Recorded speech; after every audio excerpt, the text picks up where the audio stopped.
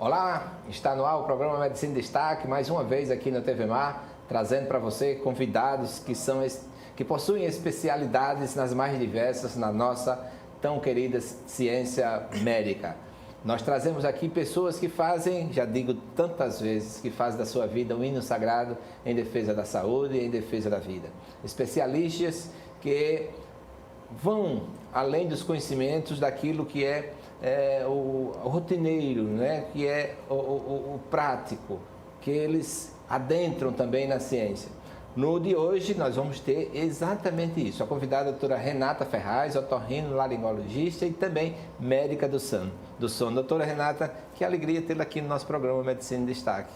Prazer é todo meu, obrigada pelo convite. E graduada na UFAL? Isso. Fiz a formação na UFAL, inclusive você foi meu professor. Fiz residência médica em otorrinolaringologia em São Paulo, na Federal de São Paulo. E lá eu também tenho uma formação de otorrinopediatria. Eu fiz um ano a mais para cuidar das crianças e, além disso, fiz a formação em medicina do sono, que na época ainda não tinha residência de medicina do sono. Aí eu fiz a formação e a prova do título em sequência. Que maravilha. E quantas residências existem no nosso país de medicina do sono? São Paulo, Belo Horizonte? Existem algumas, as principais estão em São Paulo, tanto em Ribeirão Preto, na capital acho que tem 2 ou 3. Se não me engano, em Natal tem uma formação, em Recife, então são bem pontuais os locais que fazem essa formação. Pontuando, como você disse, a otorrinolaringologia, ela envolve 3 áreas assim importantíssimas, né, do nosso organismo, né? Otorrino, Sim. laringo, né? Sim. A oto, a rino e a laringo. E a laringe, maravilha. Isso mesmo. E o que é esses 3 órgãos trabalhando em sintonia?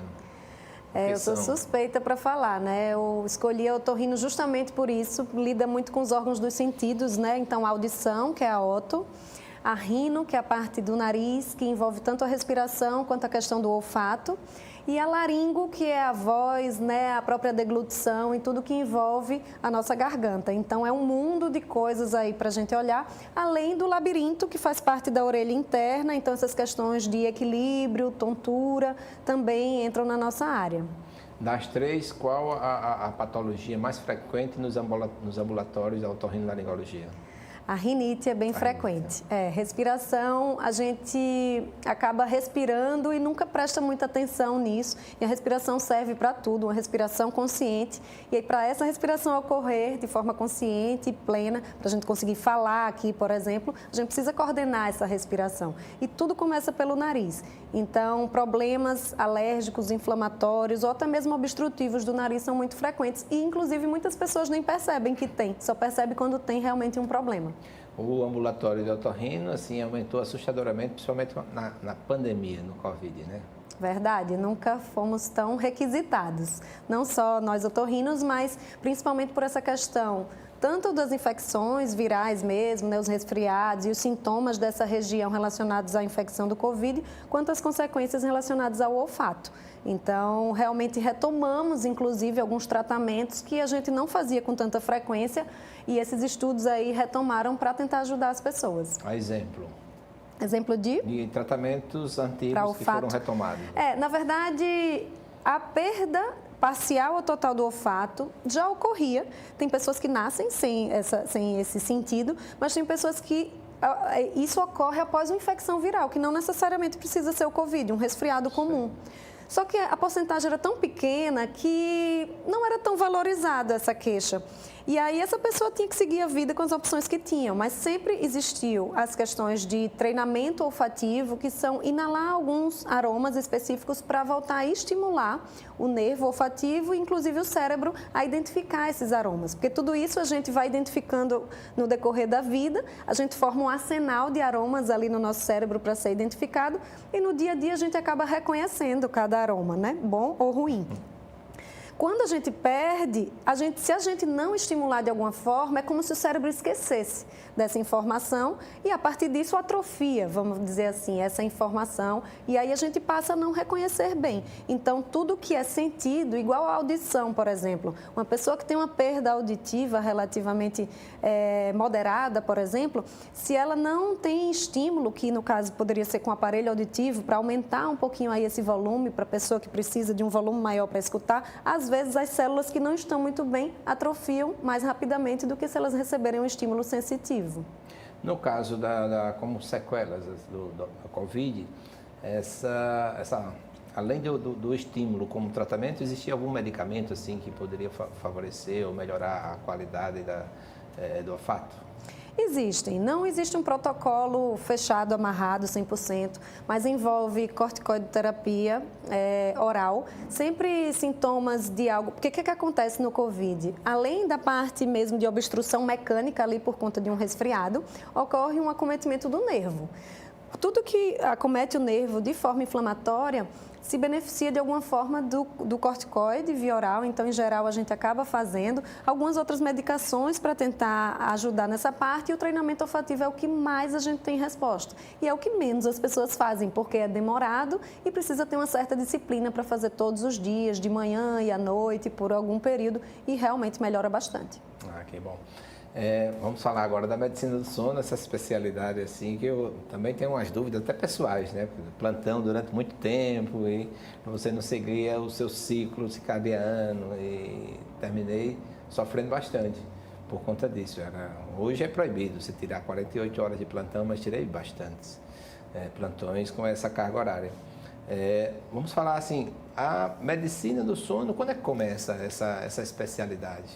É interessante essa pergunta, porque os distúrbios do sono já existem há muito tempo, mas cada especialidade acabava atuando na sua área de forma muito específica, sonambulismo, apneia do sono, insônia, e enfim, os pacientes permeavam aí o especialista dessa parte e era conduzido dessa forma. A partir de então, começou a surgir, mais ou menos 1970, no mundo, a necessidade de direcionar mais os estudos do sono, porque começou-se a entender que o sono, achava-se que você ia dormir e nada acontecia, era só um repouso, o que acontecia era durante o dia. E percebendo um pouco melhor que no sono acontecem muitas coisas metabólicas, hormonais, coisas para nos deixar ativos durante o dia. Então, a partir desse entendimento, a partir de 1970, no mundo, isso foi mais difundido, começaram a estudar mais sobre o sono. E em 2011, no Brasil, especificamente, a área de medicina do sono foi reconhecida pelo CFM e pelo Conselho Federal de Medicina como a área de atuação, ou seja... Bem recente, né? Bem recente. Por isso que muita gente ainda nem sabe que essa área existe e tem dificuldade mesmo de procurar, quando procurar um médico do sono. Enfim, então assim, de 2011 para cá, muitas pessoas que foram formadas na área de saúde não tiveram, inclusive eu, essa formação em medicina do sono na graduação. Inclusive eu fiz um mestrado sobre isso, sobre o entendimento do sono entre os estudantes de medicina hoje em dia. E de 2011 para cá, essa área de atuação, você precisaria de uma especialidade afim, ou seja, que já lida com alguns distúrbios do sono, sendo elas otorrino, pneumologista, neurologista, psiquiatra, são os principais. Os pediatras fazem uma formação mais específica nas crianças. E, a partir dessa especialização, você faria uma residência de mais um ano em medicina do sono. Na época que eu fiz, ainda não existia residência, mas a gente fazia uma formação em medicina do sono, que era um curso que envolvia parte prática e teórica. E, a partir disso, você, enfim, faria a prova do título, que foi, no caso, a minha formação. Então, é algo muito recente, que os próprios profissionais de saúde ainda estão se inteirando de alguns conteúdos nessa parte e a população, principalmente. Então, cada vez mais a gente está tendo mais acesso a essas informações. Sobre essa área do sono, no ambulatório, em termos assim, de propedêutica, no anamnese, o que é que o profissional vai colher desse seu paciente? Isso é bom porque você falou sobre a sua tese e que pouca gente conhece o próprio sono. É verdade. Né? E principalmente os estudantes de medicina. São 10 mil horas de aulas, além dos horários noturnos. Eu acompanho, ensino, fiz um cálculo aí de uns mais de 30 mil ex-alunos, além de outros cursos fora e etc. Tal. Então, a gente vê também alunos que estão presentes, mas estão dormindo na sala de aula. Né? Sim. Então, na anamnese, o que é que se pergunta? Depois, a questão da propedêutica, outros exames complementares que são solicitados na medicina nessa área, sono, né? Nessa área. As principais queixas que chegam no ambulatório de medicina do sono são insônia, que é a mais prevalente, né? Porém, nem sempre ela chega para o médico do sono, porque o paciente com insônia, às vezes ele já toma medicação por conta, ou já passa com outro especialista que o trata, então é a que é mais prevalente, mas nem sempre é o mais prevalente no ambulatório.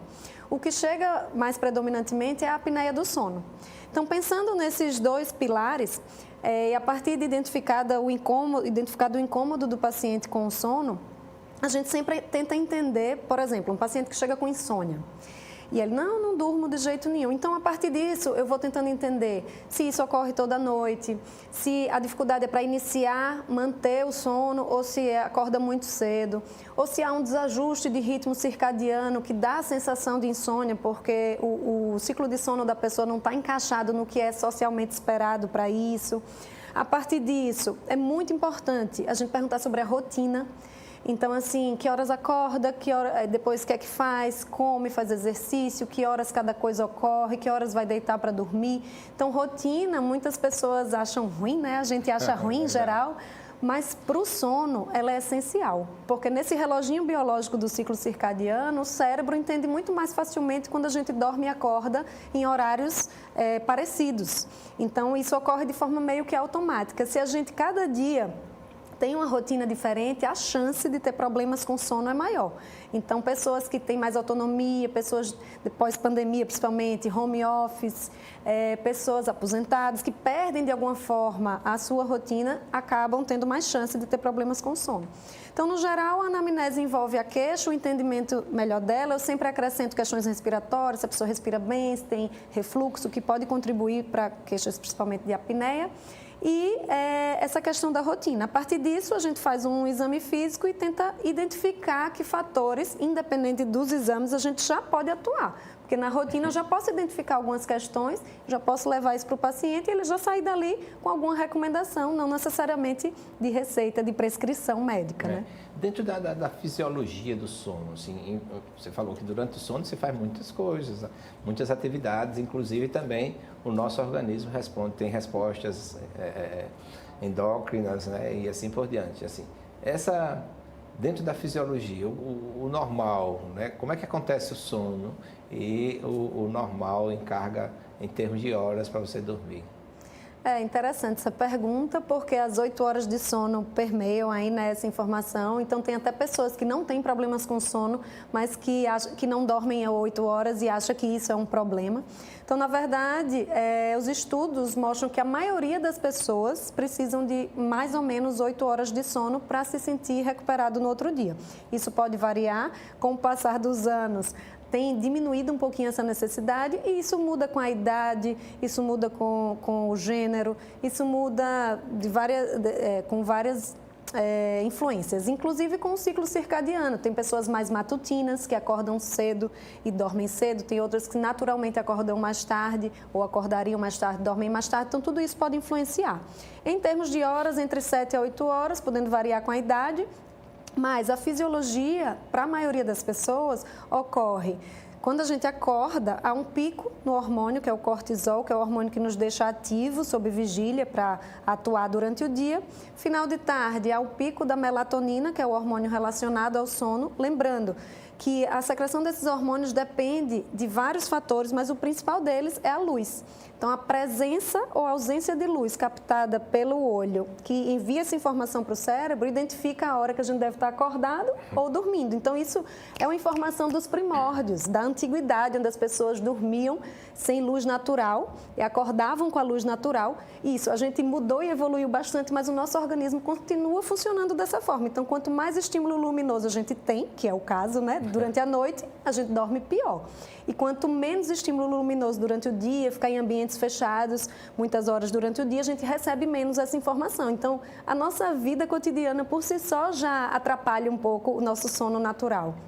Então, o que ocorreria seria dormir esse pico da melatonina no final da tarde, iniciar preparo para o sono no início da noite, você dormindo no início da noite, ocorriam secreções de hormônios, não só do pico da melatonina, testosterona, hormônio do crescimento, ocorre o sistema linfático, que é um sistema como se fosse de limpeza dos fluidos cerebrais, consolidação de memória. Então, a partir disso, dos estágios do sono superficiais e profundos que ocorrem à noite, você acordaria de manhã com esse pico do cortisol e tudo ocorreria novamente. Maravilha. Então, já até antecipando, para que a gente não esqueça, sobre a questão da luminosidade e a influência sobre o sono, né? E aí a gente vê hoje como é o comportamento dos jovens e crianças diante de computadores e principalmente do celular. É verdade. E televisão também, os menos jovens também gostam bastante de dormir com a televisão ligada.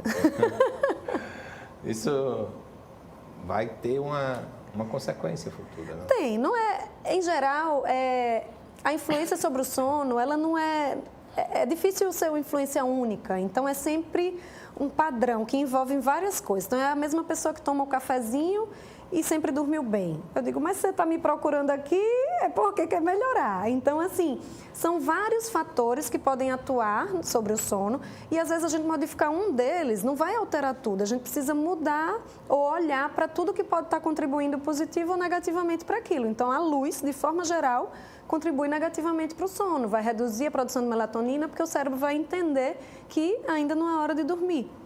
E com a redução dessa melatonina, a tendência é ter mais problemas com o sono. Vai ter pessoas que não vão sentir isso no dia a dia, mas podem desenvolver doenças mais facilmente, redução da imunidade, pode ser pessoas que desenvolvam doenças crônicas e às vezes pode achar que não tem relação nenhuma com o sono. E também não quer dizer que é só o sono que está contribuindo, mas a gente pode olhar para isso de uma forma que o sono pode contribuir para a tua saúde de forma geral. Então é sobre isso. Profissões que mais pagam um preço com relação ao sono normal? Olha, os autônomos que fazem seu próprio horário, então, em geral, são pessoas que têm mais dificuldade de manter uma rotina. O home office chegando e isso realmente prejudicou o sono de bastante gente, porque você ter o mesmo ambiente para descansar, dormir, trabalhar, comer, enfim. Então, isso realmente, para o cérebro, é um pouco difícil de separar as coisas. Então, às vezes, você tem sono na hora de trabalhar e perde o sono na hora de dormir. Deixa-me ver mais. Médicos, né? Plantonistas. Médicos, profissionais de turno, né? Trabalhadores de turno, então, médicos, profissionais da saúde que dão plantão, mas também porteiros ou pessoas que trabalham à noite. No fundo, esse desajuste do ritmo atua bastante. Então, uma pessoa que tem um ritmo mais matutino, trabalha à noite, com certeza, com o tempo, vai ter prejuízo. Mães que têm filho pequeno e às vezes tem muito problema com o sono, de ajustar o sono da criança, às vezes pode ter uma insônia aí que, mesmo a criança crescendo, a pessoa perdura com essa questão. São muitas as causas. Maravilha. Vamos passar algumas fotos aí e a gente vai comentando, você vai comentando e se houver alguns questionamentos, nós faremos. Esse aí, um casal, né? Dá para ver que ele está com a boca aberta, provavelmente roncando e a esposa não está conseguindo dormir, né? É uma foto bem típica que chega no consultório. Maravilha. O ronco, quer dizer, tem a apneia do sono, tem a insônia e o ronco, né? O ronco em geral ele vem muito associado com a apneia do sono. O ronco ele é uma obstrução da passagem do ar pela garganta, ou seja, entraria pelo nariz e quando chega na garganta, por alguns fatores anatômicos de predisposição, há uma vibração da região da faringe com a passagem desse ar. Se ocorre apenas a vibração e o ar passa, é o ronco. Se ocorre essa vibração e, além disso, uma oclusão a ponto do ar não passar ou passar apenas parcialmente, em geral a gente chama isso de apneia ou hipopneia, que são eventos que há uma redução sem uma parada completa da respiração. Então, está bem associado. Alguns fatores predisponentes assim aprofundam esse ronco, né? Por exemplo, o uso de álcool. Sim, porque há um relaxamento maior da musculatura com o uso do álcool, também medicações, relaxantes musculares ou medicações que trazem esse relaxamento, inclusive algumas para insônia, trazem um relaxamento muscular e no caso, se a pessoa tem insônia e apneia, não é uma boa opção. Mas isso é um fator modificável. Agora, em termos de anatomia, uma pessoa que tem uma lampate, ou seja, uma abertura de boca restrita, uma língua grande, um queixinho um pouquinho mais para trás, ou seja, então a região lá de trás vai estar mais apertada. A idade por si só causa uma flacidez nessa região. A obesidade, então, quando está acima do peso, a tendência é ter mais chance de compressão ali naquela região, fica mais estreita. Amígdalas grandes também obstruem a região. Uma úvula longa, então, tudo isso, além de obstrução nasal, também pode contribuir para uma maior respiração pela boca, ronco e possivelmente apneia. Perfeito. Depois a gente vai falar sobre o tratamento. Próximo, por favor. Isso aí, o casal... O casal dormindo bem, né? Eles estão felizes. Inclusive, essa é uma boa foto para a gente mostrar que um casal... Para dormir em casal também é um desafio, porque às vezes um tem um ritmo mais matutino, o outro é mais noturno, e aí isso não se concilia, um faz barulho à noite, o outro já quer dormir, mas isso mostra uma foto de um casal que dorme junto. Eu pego bastante casais que não dormem junto, porque um às vezes ronca, o outro tem um outro ritmo e não conseguem dormir bem. Então, a forma que eles conseguem de ficar saudáveis é dormir separado.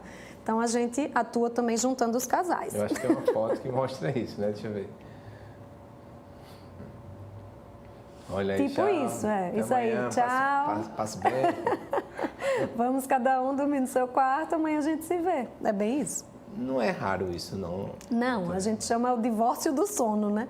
Então, principalmente pacientes que roncam muito, é frequente que o companheiro ou companheira não se sinta confortável e a gente está aí para isso, para ajudar não só a saúde de quem tem o problema, mas também o sono de quem está ao lado, porque é complicado.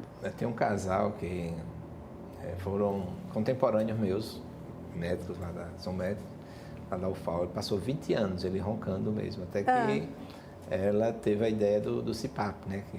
Aí melhorou. Foi uma tranquilidade, né? Você vai daqui a pouco, você explica. Isso aí. Passe próximo, por favor. Isso, você falou do CPAP, já tem aí um casal feliz com uma pessoa que provavelmente tem apneia do sono e está tendo seu tratamento, né? Então, esse é um aparelhinho que joga o ar para dentro do nariz e não deixa com que a garganta feche ou faça os eventos de apneia. Então, o barulhinho do CPAP é como se fosse um ar-condicionado, nada comparado a um ronco alto. Mas a utilização do aparelho não incomoda? Incomoda inicialmente, depois acostuma. Olha, depende muito. Claro que uma pessoa que nunca dormiu com ela vai achar um pouco estranho dormir com um aparelho a partir daquela noite. Mas para pacientes onde a indicação do CPAP é mais pacientes que têm apneias moderadas a graves, o nível de gravidade e de prejuízo no sono é tão grande que o benefício se torna maior que o incômodo. Em geral, é isso que acontece.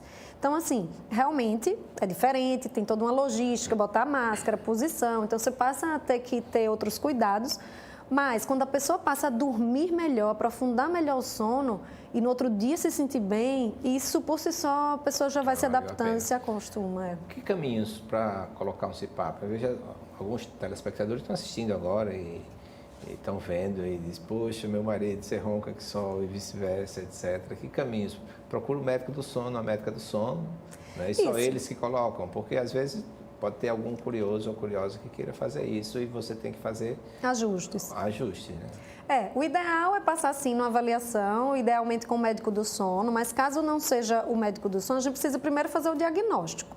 Então, para diagnosticar a apneia, a gente precisa do sintoma, que pode ser o ronco, pode ser as paradas respiratórias à noite vista por alguém do lado, às vezes a pessoa mesma acorda com a sensação de sufocamento, pode ser sonolência diurna excessiva, achando que está dormindo bem à noite, aquela pessoa que a princípio não tem tanto prejuízo no sono à noite, até mesmo hipotensão sexual, a testosterona tem também o seu metabolismo durante o sono, então às vezes a pessoa procura um urologista, um endócrino e pode ter apneia do sono aí ajudando ou dificultando a produção da testosterona. Então, a partir de alguns sintomas que nos fazem suspeitar, a gente pede a polissonografia, que é o exame que faz o diagnóstico da apneia.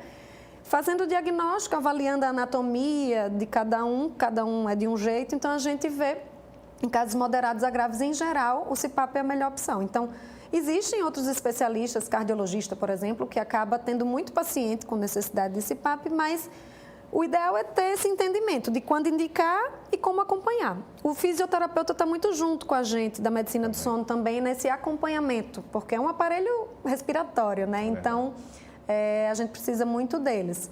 Mas, entendo essa formação, procurar um médico do sono, já pode ter feito a polissonografia ou não, e a partir disso a gente vê a melhor opção de tratamento.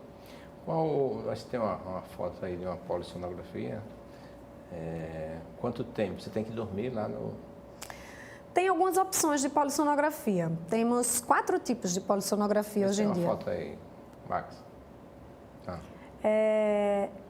Isso é a insônia da mãe, né? As mães com bebezinhos, realmente, aí é a insônia mesmo, aquela que você fica vendo a hora passar. E o tic-tac? Esse é um aparelho portátil de polissonografia, é um dos tipos que eu vou explicar, que ele faz a monitorização cardiorrespiratória do sono. E essa daí que apareceu agora é a completa. Então, você vê que ele tem eletrodos na cabeça, tem eletrodos no queixo, próximo do olho, tudo isso ele avalia estágios do sono. Ele faz uma eletroencefalografia para ver os estágios do sono e o que ocorre do sono, com o sono, com várias informações. Então, esse é o exame mais completo, padrão ouro. E o tipo 1, que é o que é feito na clínica, é o que você falou, que é o que é mais comum de ser feito. Existe esse tipo que é feito em casa, que dá um trabalhinho, né, para montar o paciente, mas é uma forma dele se sentir mais confortável. Vai até a casa para montar ou ele recebe a orientação para ele mesmo montar? Não, esse daí completo precisa de um profissional para montar, porque é muito específico. E o portátil, que foi o primeiro que foi mostrado, ele é só cardiorrespiratório. Algumas vezes o profissional monta, algumas vezes o próprio paciente pode montar e devolve no outro dia na clínica, que eu mesmo faço esse exame. E aí a gente consegue, em casos com alta suspeita de apneia, é uma boa opção para a gente já ter esse diagnóstico e já seguir com o tratamento. Uma quarta opção é a polissonografia tipo 4, que ela é bem simples, que é um oxímetro de dedo, que ele também capta ronco, movimento e a saturação e as variações de saturação. Então, em casos realmente que tem uma suspeita grande de apneia, é só aquilo para confirmar. E foi bem utilizado também, eu pelo menos utilizei bastante nesse pós-Covid, pacientes que precisaram internar, usar a ventilação invasiva e aí no desmame, quando está saindo do oxigênio ali, só está com 1 litro, aí a pessoa continuava baixando a saturação à noite e aí a dúvida era, é apneia ou está faltando oxigênio mesmo por conta da questão pulmonar? Então, às vezes a gente fazia o exame e isso ajudava a diferenciar e realmente, em geral, era apneia. Só que dava medo do profissional tirar com a pessoa desaturando à noite. Então, isso ocorre. O paciente que tem apneia desatura muito à noite. Maravilha. Então, é todo um sistema, fosse um roter, né? Tipo isso. Tipo um roter se faz, etc. É um exame bem completo. E, assim, até os pacientes perguntam, mas eu não vou dormir bem, como é que vai medir? Então, assim, realmente hoje é a opção que a gente tem, por mais que você me diga o que você sente, eu não tenho como avaliar se eu não tiver um dado me mostrando isso. Por pior que a pessoa durma, principalmente os pacientes de apneia, às vezes ele diz, como? Se eu não dormir nada, tem aí. Então, assim, às vezes a pessoa dorme mal e faz apneia. E eu digo, se você tivesse dormido melhor, você teria feito mais apneias. Não tem como fazer menos do que o que está aqui.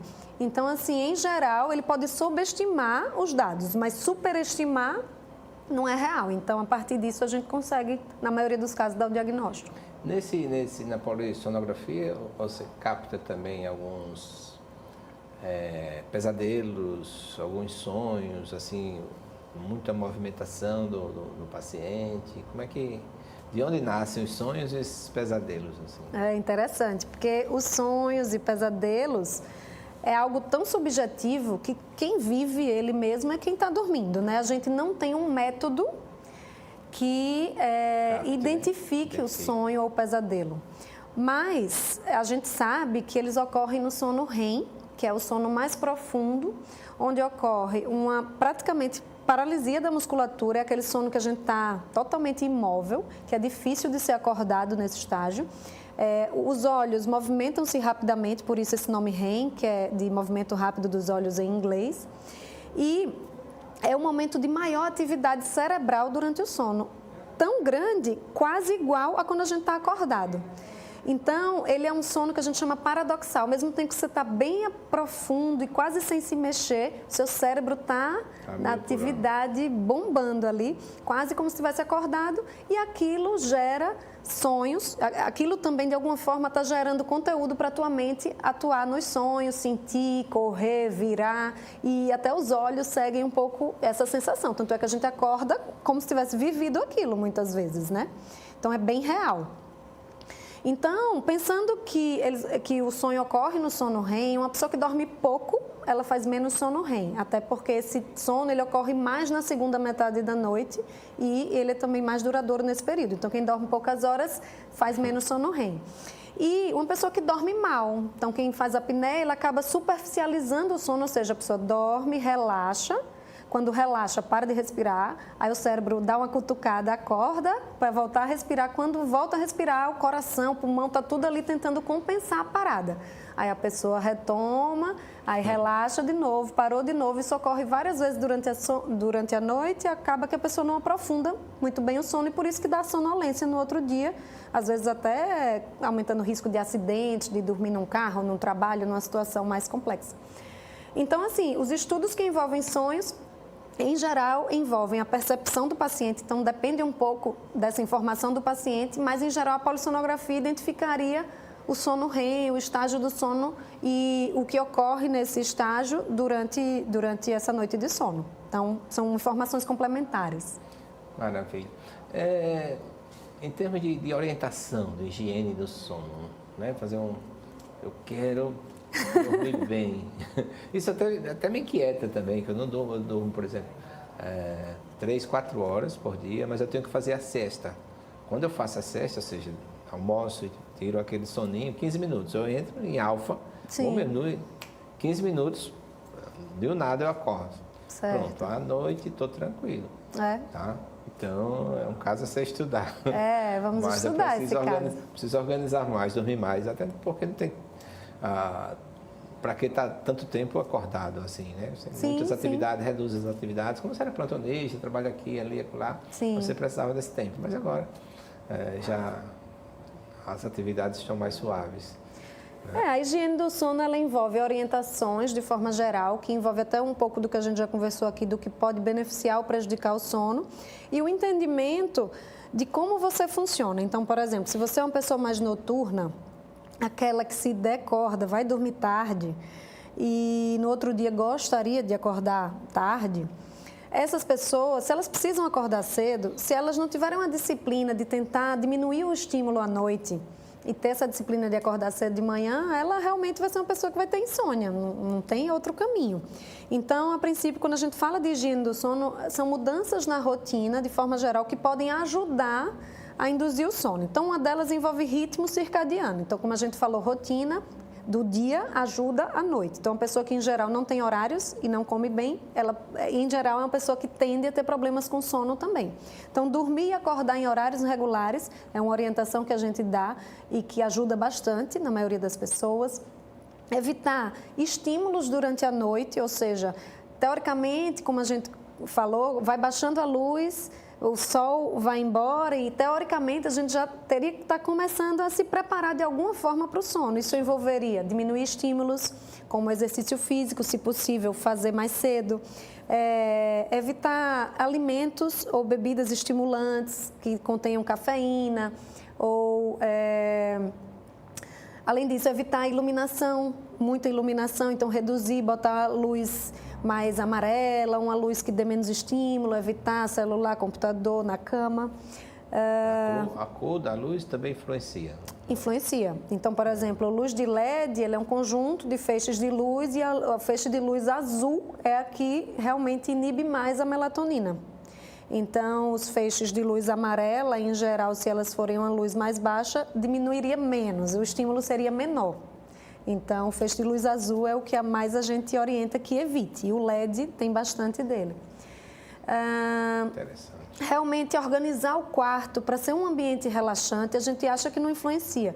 Mas, por exemplo, você entra num ambiente barulhento, as pessoas estressadas e tudo, você já começa a ficar também meio ansioso. Você entra num ambiente calmo, com um cheirinho agradável, musiquinha baixa, você já vai relaxando. A mesma coisa com o quarto. Então, assim, se o quarto puder ter coisas que te tragam essa sensação, você passa a associar esse ambiente a isso e aí você entra e já vai relaxando. Porque tem gente que tem tanta insônia que começa a associar o quarto a um lugar ruim, de sofrimento. Eu estou ali sofrendo e não durmo, entendeu? Então, assim, ter essa questão de reduzir a luminosidade, aromas, ou seja, aromaterapia, aqueles incensos óleos essenciais relaxantes são uma boa opção. Ter essa rotina de ir para a cama, então, assim, desligar a TV, ir lá, tomar um chazinho, botar um pijama, se direcionar para o quarto, às vezes até ler alguma coisa, de preferência sem luz, né? Um livrinho aí. Faz parte, né? Faz parte. E durante o dia, realmente manter uma rotina, fazer exercício físico, se alimentar bem. Então, tudo isso influencia bastante durante o sono. Basicamente, higiene do sono é isso. Sono e direção. Esse é um problema, né? Como legista, eu sou testemunho de muitos acidentes que aconteceram e acontecem, né? Sim. Onde você não tem uma disciplina, né, para conduzir um veículo. Isso acontece muito também com motoristas profissionais que fazem uso de substâncias para vencer o sono, né? Estamos num momento difícil, porque as pessoas tomam medicação para dormir e medicação para ficar acordada. Então, as coisas não ocorrem mais tão naturalmente assim, né? Sono e direção, a gente precisa ter muito cuidado. Tem alguns estudos que mostram que, dependendo das horas de privação de sono, o corpo, a mente funciona como se você tivesse ingerido bebida alcoólica. Então, aquele risco da bebida, que a gente faz o bafômetro ali, quando você perde uma noite de sono, você está no mesmo risco. Então, assim, é tão risco quanto. E óbvio que se juntar o sono com a bebida, aí o risco é muito grande. E, enfim, então a gente vê muitas situações de pessoas que sofrem acidentes. E quando a gente fala em acidente, nem sempre é só a pessoa que está com sono dirigindo. Pode envolver as pessoas que podem estar naquele transporte junto com ela e uma outra pessoa que está num outro carro que não tinha nada a ver com a história pode sofrer a consequência disso. Então, quando a gente pensa, quando um paciente chega dizendo que dormiu na direção, isso para mim é um alerta de gravidade máxima. Eu preciso fazer alguma coisa para evitar uma outra situação que envolva uma fatalidade. Então, eu me preocupo bastante com esses casos, mas que a gente, se alguém está ali me procurando, então é porque a tendência é a gente seguir por um caminho de ajudar. No exterior, nos Estados Unidos, mas aqui no Brasil já está sendo mais frequente, em exames de renovação de carteira, principalmente eu acho que é D e E, aquelas de caminhão, de ônibus, já está sendo exigido por alguns profissionais polissonografia em pacientes com risco para apneia, assim, que a gente identifica, que o profissional acaba identificando esse risco, acaba mandando. Eu tenho visto alguns pacientes virem para avaliação. Então, isso é bom, porque já estão pensando nisso aí. No eletroencefalograma, eu trabalho numa empresa que é rotina. Tem muito motorista, né? Tem 60, 70 carretas lá.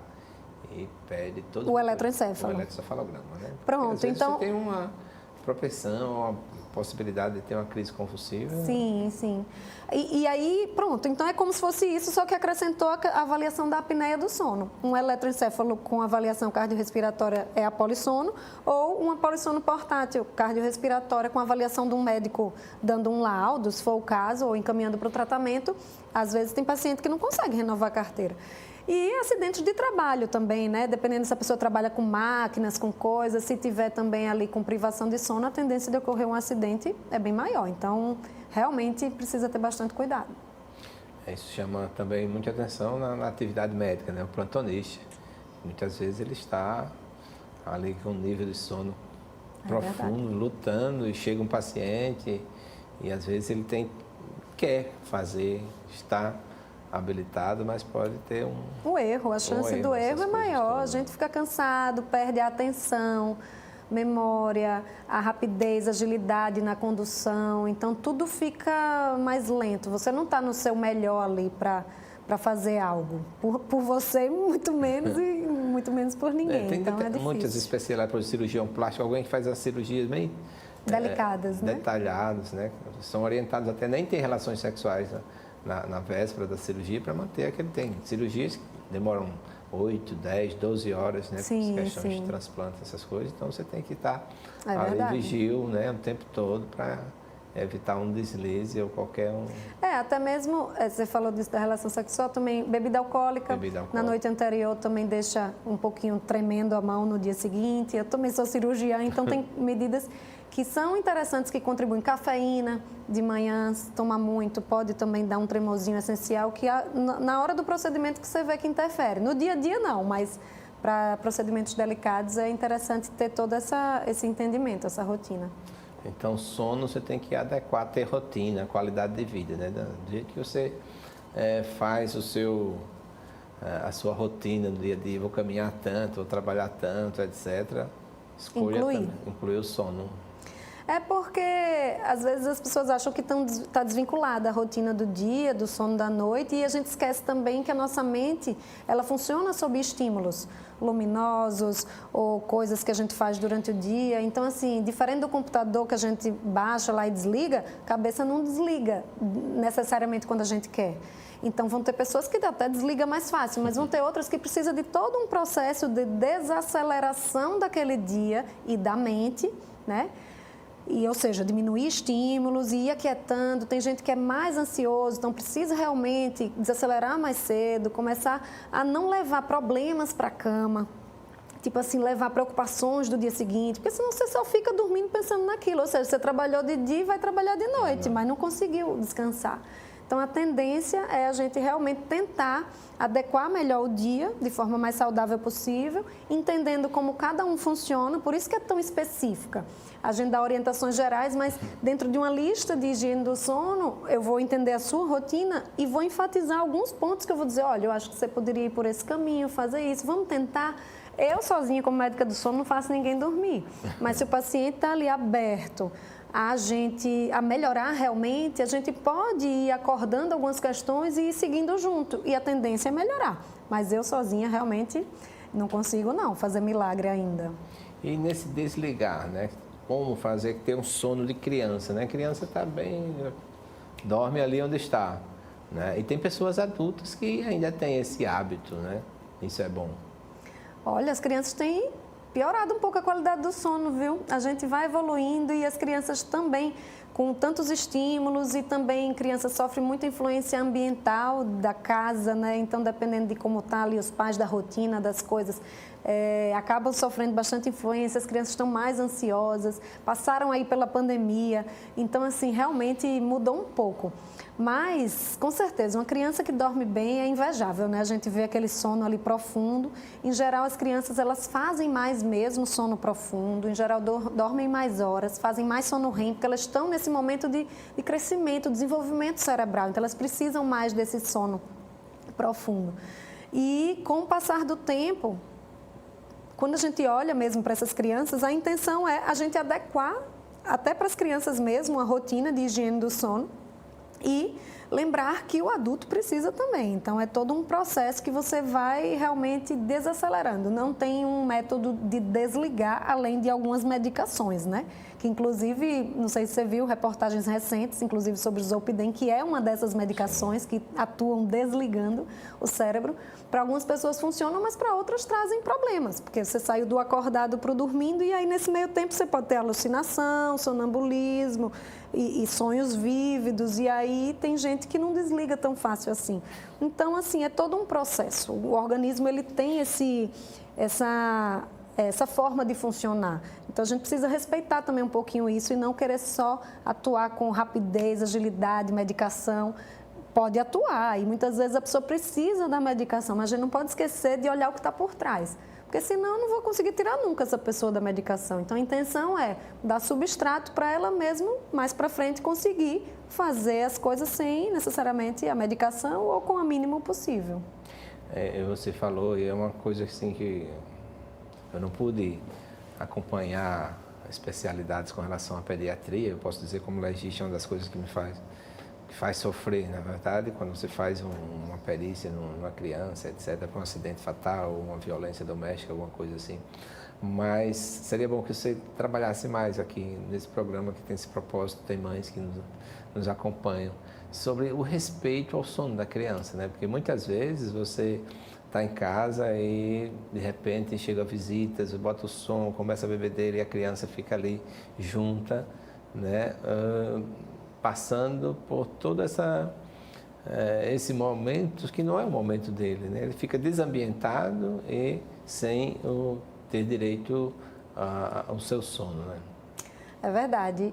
E dependendo da idade da criança, a referência é muito os pais, né? A casa. Então, às vezes, os pais, coitados também, que às vezes não tem muito tempo que sobra durante o dia, mas às vezes a criança quer apenas acompanhar os pais. Então, são pais que às vezes demoram a dormir, fazem muito barulho, ou enfim, a rotina da casa ocorre estendendo muito, adentrando muito à noite, a criança quer acompanhar. Então, às vezes, aquela criança você botou para dormir, ela acorda, ela chora, ela fica demandando a sua atenção, porque realmente ela gostaria de estar com você.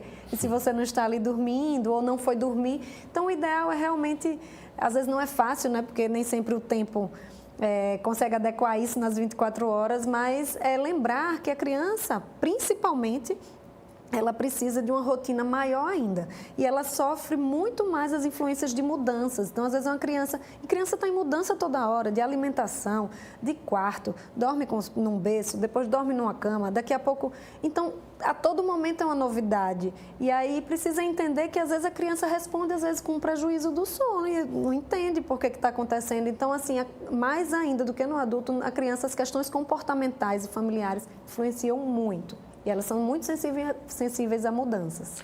Uma das coisas principais são os pais que têm o hábito de botar a criança para dormir entre os dois. É verdade. Ou você prejudica o sono da criança, ou a criança prejudica o sono dos dois. Ou de um, porque tem um que apaga mesmo, Sim. o outro não. Então, seria bom sempre esse hábito, olha, sua caminha é essa aqui pertence a nós, e Sim. educar nesse sentido, não? Existe, claro que tem questão de idade, e às vezes no início, principalmente ali no recém-nascido, é interessante colocar, né, um berçozinho no quarto, mas já tentar adaptar a criança a dormir no berço, né? Inicialmente, e depois realmente ter essa independência. Depois que cria essa conexão de dormir junto, é muito mais difícil separar. É possível também, mas exige muito mais persistência e ali dedicação, porque a criança se sente mais confortável, mais protegido junto dos pais. É natural, a cama do pai e da mãe são as melhores. Então, a criança quer sempre estar lá. Mas é toda uma questão educacional mesmo e comportamental, que às vezes não é fácil e às vezes aquele casal não tem opção, porque às vezes nem o casal dorme também, fica indo lá no berço e volta.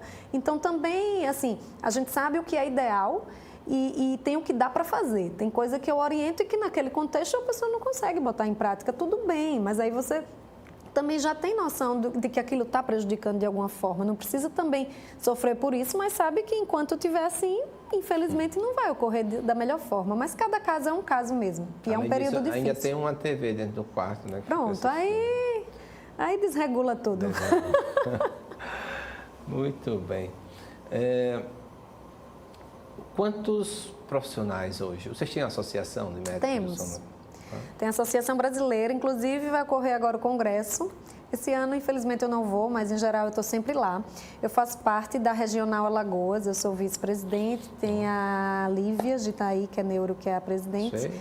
Temos uma odonto, com formação também em sono, que ela também está junto com a gente. Como é o nome dela? A Tassiana, então somos nós três, principalmente. Está entrando uma odonto nova agora, a Alicia. Então, assim, cada vez mais com a divulgação maior, com maiores conhecimentos, mais formação, tem mais profissionais adentrando essa área e tem espaço para todo mundo. O importante é o paciente ficar bem. Então, são poucos mesmo os profissionais, principalmente aqui em Maceió. Porque insônia e roncos é o que não falta. Né? É o que não falta, tem paciente para todo mundo.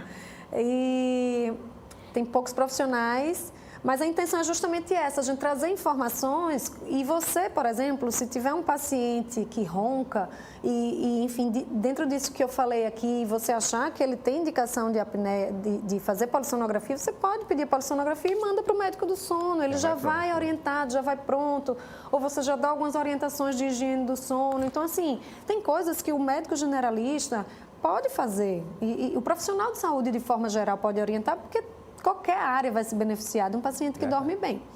E lembrando que, além das diversas áreas médicas que atuam como médicos do sono, existem outras áreas dentro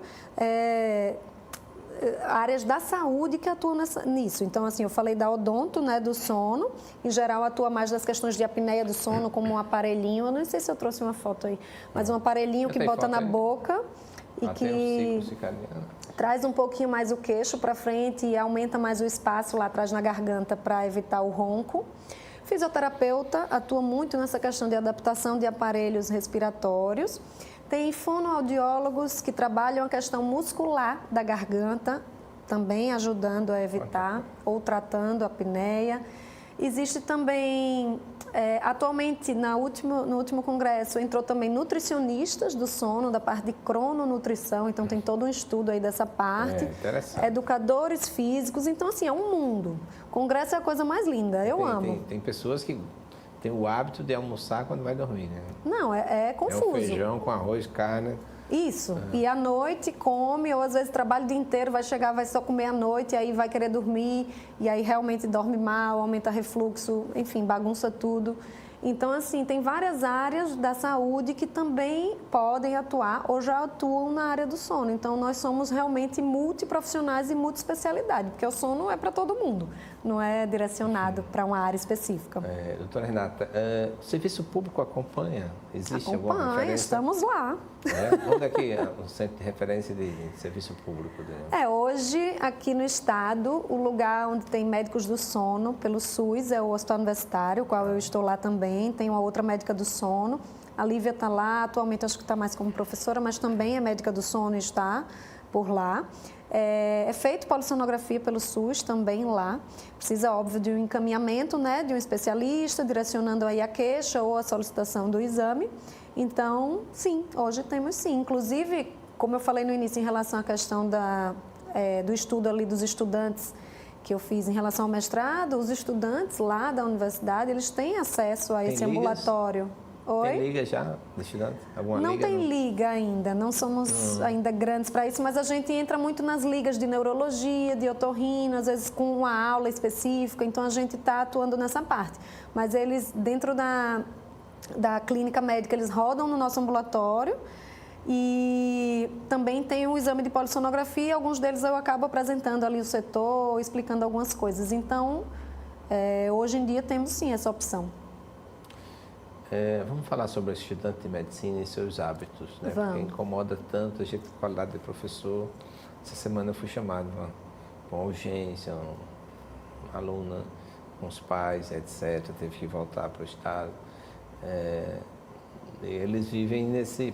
Primeiro, moram distante dos pais. Sim. Depois, moram sós. Depois, horas dedicadas aos estudos. E isso, quando está estudando, está tendo as suas atividades. Quando tenta deitar, vem a saudade do lar, né, da sua caminha. Sim. E isso tem todo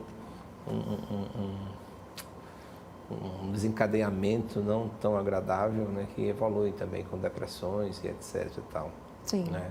Então, dentro da sua especialidade, o que poderia recomendar para essas crianças, né? Professor, esses jovens. Esses jovens. Olha, não é um período fácil também, de muitas mudanças, né? Às vezes de cidade, de rotina, de exigência, de grau de exigência, então são muitas coisas para lidar. Eu acho que um suporte emocional, de alguma forma, é muito importante, né? Principalmente para as pessoas que demandam mais isso, porque sem emocional equilibrado não existe sono, a gente não dorme bem quando não está bem, né? Então, isso é bem importante. Em termos de rotina, eu acho interessante o entendimento das questões de higiene do sono para tentar aplicar dentro do possível naquela rotina ali, desse período. Algumas coisas vai dar para fazer, outras não vai. Mas essa tradição de que estudante de medicina precisa virar à noite estudando, tomar medicação, tomar cafeína, assim, isso não é real. Eu consegui chegar até aqui sem virar à noite de estudo, porque, graças a Deus, acho que não é à toa. Eu sempre priorizei o meu sono. E a gente, quando dorme bem, a gente consegue raciocinar melhor numa prova, numa situação, num estágio. Então, a gente fica melhor no outro dia. Então, o ideal é tentar conciliar os seus horários de estudo nos horários diurnos, se possível. E evitar estimulantes à noite, porque senão você vai só criar uma privação de sono, ou seja, um prejuízo para depois. Então, às vezes, a gente sofre muito na faculdade, sem tempo, meio desesperado, Mas se a gente pensar que aquilo, teoricamente, entre aspas, só vai piorar, se a gente não começar a pensar nisso já nesse período, vai ter um problema sério quando virar profissional mesmo, porque tem a residência, que exige mais ainda, e o profissional, quando você começa a trabalhar, às vezes pega muito plantão, trabalha muito, então realmente não muda tanto nesse sentido. Então a gente precisa realmente priorizar e tentar manter ali a saúde na melhor forma possível, a física e a mental. Conheci um professor, passei uma semana, ele me orientando lá em Salvador, o professor Silvani, já faleceu. Mas ele tinha um hábito, 5 da tarde, dormia até às 11. Esse era o horário dele. Sim. E a esposa que reclamava, né? Uhum. Porque a vida social perdia toda. Mas dormia às 6 horas dele, às 17 até às 23 horas. Sim. E tem uma pessoa bem próxima a mim também que faz o contrário, né? Vai dormir 5, acorda às 11. Ele disse, me acordei 11 horas da manhã, quando fica até brincando com ele. Entendi. Então, esses hábitos é difícil quebrar, né? Isso aí já virou rotina e mesmo que procure uma pessoa, procura um profissional do sono, procura a doutora Renata, né? Que é que vai orientar nesse sentido, né? Não sei acomodar aos poucos, mas pouco se faz, não? Então, pensando em termos de fisiologia e de ritmo circadiano, essas pessoas estariam de alguma forma desencaixadas do previsto para elas. Mas, às vezes, o que é programado para a maioria das pessoas funciona diferente em algumas e a gente precisa respeitar também isso. O que faz uma pessoa procurar um médico do sono é o prejuízo que isso está trazendo para ela. Então, se tem uma pessoa, eu não estou aqui orientando ninguém a dormir só de dia, nem, eu só estou dizendo que o que traz a pessoa com incômodo é ou alguém próximo que está com incômodo ou a própria pessoa que está sentindo que não está legal. Então, assim, se a pessoa dorme uma quantidade de horas necessária, mesmo que seja num ritmo diferente da maioria, e isso não está trazendo prejuízo físico, mental nem de saúde, a princípio até então não é um problema. Continue. A partir do momento que isso começa a trazer algum prejuízo, que pode incluir às vezes doenças ou coisas afins que, por exemplo, uma pressão alta, que é super comum a partir de certa idade e que tem contribuição direta de apneia do sono ou de prejuízos com o sono, por exemplo. E às vezes a pessoa nem pensa nisso. Então, às vezes, dentro daquela investigação, vai precisar olhar o sono. E aí, quando começa a trazer algum prejuízo, é o momento de atuar. Mas, claro que a pessoa precisa querer mudar, né? Não adianta eu querer mudar a rotina daquela pessoa. Ela só vai se motivar para mudar se ela sentir que aquilo vai trazer benefício. Ela não vai mudar só porque eu estou dizendo que precisa, né? Eita. Tem mais alguma foto, Max?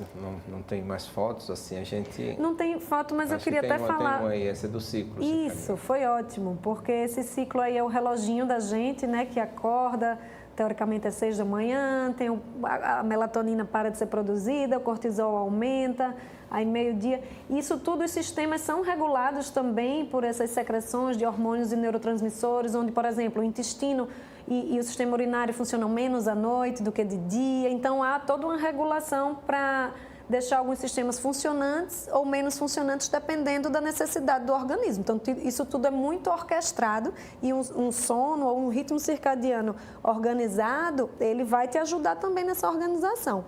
E até eu não tem foto aí, mas é interessante que para olhar melhor para esse ritmo circadiano, além de um diário do sono, que é o que a gente pode usar em alguns pacientes, para registrar mesmo o que ocorre durante o dia, os horários, existe um reloginho que é chamado de actígrafo, que a gente usa como exame para avaliar esses pacientes em termos de ritmo.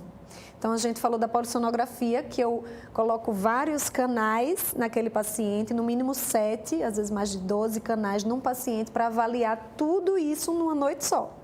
Se ele não dorme bem essa noite, é o que eu tenho. Esse outro reloginho, ele não consegue analisar tudo isso. Ele tem um acelerômetro que ele vê movimento, ausência de movimento, temperatura, luminosidade, ou seja, tudo coisas que influenciam no ritmo circadiano, só que aí eu preciso que o paciente use 1, 2, 4 semanas, para a partir disso ele mostra um gráfico para mim, para eu tentar entender o que é que ocorre com aquela pessoa. Então, se a gente associar aí essas questões, uma boa anamnese, um diário do sono, se for o caso, um medidor de ritmo para pacientes que eu acho que tem algum distúrbio nesse sentido, ou não está batendo, insônia que não está batendo, e uma polissonografia, então a gente realmente consegue fazer todo o entendimento do sono do paciente. Não precisa todos os exames para todo mundo, mas é esse o arsenal que em geral a gente tem para usar. Depois disso, bom sono, né? Nós estivemos aqui com a doutora Renata Ferraz, médica otorrinolaringologista e médica do sono, né? Nós podemos e vai partilhar também esse programa, porque é necessário que todos nós possamos conhecer o nosso sono, né? O nosso momento e ter uma boa higiene do sono. Então, deixo esses instantes finais para umas considerações que a doutora Renata possa fazer para você, telespectador. Quero agradecer mais uma vez, Gerson, pelo convite. Para mim é uma satisfação enorme estar aqui com você, mas principalmente falar sobre sono, onde eu vou falando desse tema, desperta tanta curiosidade, as pessoas cada vez mais querem entender melhor e cada um tem as suas próprias dúvidas e queixas pessoais sobre isso, que eu sinto sempre a necessidade de estar levando essa informação. E como você mesmo falou, acho que aqui o meu recado hoje é cuidar da higiene do sono, priorizar você. Às vezes a gente prioriza o trabalho, os filhos, o esposo, a esposa, e esquece de olhar para si. Então, essa questão de tentar ver se na tua rotina você está priorizando você, a sua saúde e o seu sono. Então, a partir disso, com esse entendimento de como você funciona, fica muito mais fácil adequar toda a orientação a que eu passei, a que você lê na internet, para a tua rotina. Porque se não for dessa forma e a gente fizer uma receitinha de bolo, não vai funcionar para todo mundo. Então, lembrar que o menos é mais. Então, quanto menos luz, menos estímulo, menos informação, menos estresse, a gente consegue mais qualidade de vida e mais qualidade de sono. Então, acho que esse é meu recado aqui hoje. Maravilha. Então, a gente agradece a doutora Renata Ferraz e a você, telespectador, que nos acompanhou durante todo esse programa, e fiquem certos que na próxima semana nós estaremos de volta com mais um Medicina em Destaque. Um abraço para todos, fiquem com Deus.